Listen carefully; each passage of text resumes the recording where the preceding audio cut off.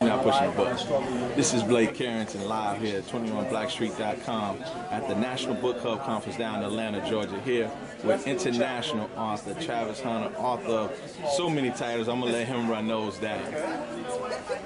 What's up? Blake, Travis Hunter, The Hearts of Men, Married but Still Looking, Trouble Man, One Woman Man, Something to Die For, Family Sin, Dark Child, and then the teen series, To the Hard Way, At the Crossroads, and On the Come Up. Now, how long have you been writing professionally? My first book came out in 1999, the self-published version of The Hearts of Men. It was republished in 2001. Now, what are some of the different aspects that you saw from going from being a self-published writer to actually being a traditional published writer with a large house?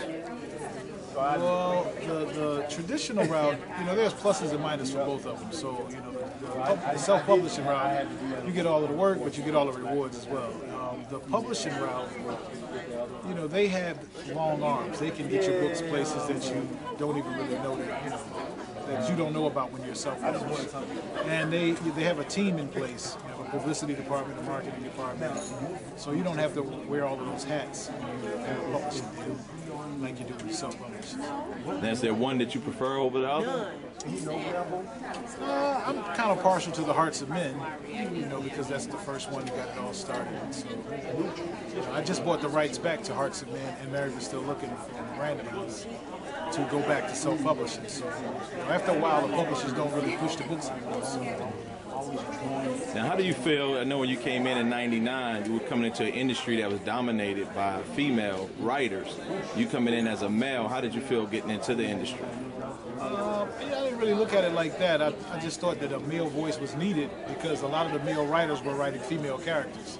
So, I just felt like, of course it's still dominated by females because females read more books than men, so especially fiction. So, for me it was just trying to fill a void. Now, what genre do you write? I don't really write a genre. I mean, I just write. You know what I mean? I don't really, some of my books are funny, some of them are like relationship driven, some of them are dramas, some of them are like mystery, so it's a combination of everything. Now, I ask that because I know now, have you ever felt that edge to just write what was popular at the time, genre-wise? No. Because if you try to force yourself to write something because you think it's going to make you a quick buck, then it's really not you, the writer. So, people try to get me to write more sex, more violence, but I just write the story and the story tells itself. So I've never felt any pressure to change I'm like mystical. Still yelling. So being in the industry as long as you have been, what do you think about the state of literature right now where it's kind of dominated somewhat by urban street lit, erotic literature, and the other various forms of what people would call urban? Yeah. Everybody got a right to write their book, but it is dominated because what happens is people, whatever starts selling. Sister Soldier came out with a book, Coldest Winter, street fiction type book. People read it, they thought that they could do the same thing because they could relate to those characters because they grew up in that environment. So they said, well, I could write a book. So, they started jumping on that, and next thing you know, we got a slew of street fiction writers. So, an erotica thing has always been around, but, they go through the cycle. So, it's really watered down a lot because there's so many writers out there now, and everybody, if you did a little bit of time in prison, you think you can write a book. I got a cousin that just did 10 years, I wrote a book. Like, bro, I couldn't get past the first sentence. I think a lot of it is, the editing is really bad, the writing is really bad on a lot of the street fiction guys and there's a reason why publishing houses are in place because they have a system in place to make sure your books are at least quality when it hits the shelf. So that's the downside of the self-publishing and the onslaught of street fiction.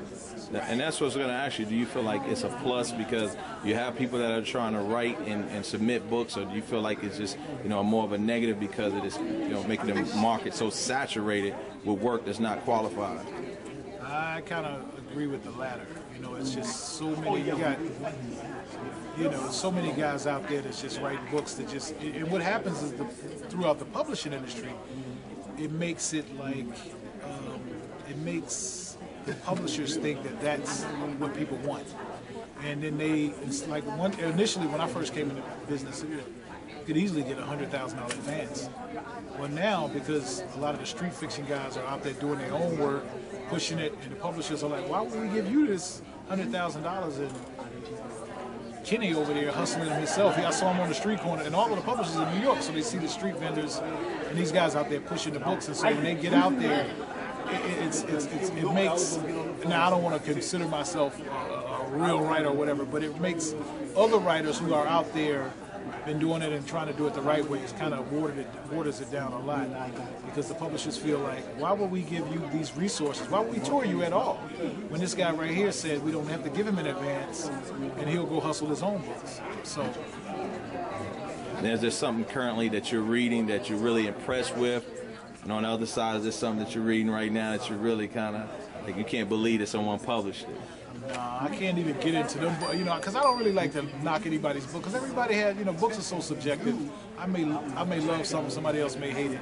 But there's a book that I just finished called The Elder Westmore that I'm really impressed with, and so that's one of those books that I really want to pass on to my book clubs and the kids in my book clubs and my son. So I'm always up for some quality fiction. Yeah. I also, like right now, is there anyone in the industry that if you could have them as a mentor that you would have? That I would have them as a mentor? Yes. I guess anyone you like to mentor right now that you see an up and coming writer. There's a lot of good writers out there, but I mean, mentoring, I don't know, that kind of puts myself up on a level that I'm not really on. But for me to, and far as me finding a mentor, no, because I do my own thing, and I don't want anybody to kind of bring their own touch to. You can always learn from people, but I'll mentor myself through their work without them. And what can the people expect for you from the next year? Any new projects that you're currently working on? Yeah, I just had a book come out this past Tuesday, called To the Hard Way. It's my young adult series. And over the next year or so, we're going to have 3 books come out all together. So the next one is called At the Crossroads. Then after that is On the Come Up. So, my teen series, my foundation. So those what I've been working on. And how can people get in touch with you?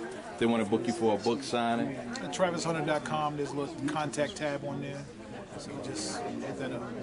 Tell us a little something about your nonprofit organization. The nonprofit is a 501c3 that mentors underprivileged kids. And we focus on boys that are at-risk teens. We're trying to start a school, going through a lot of red tape right now, with a charter school for at-risk teens that have been kicked out of traditional schools. So the nonprofit is basically a mentoring organization. Go to 21blackstreet.com, get the latest and the greatest news and information that you need to keep yourself up to speed. 21blackstreet.com.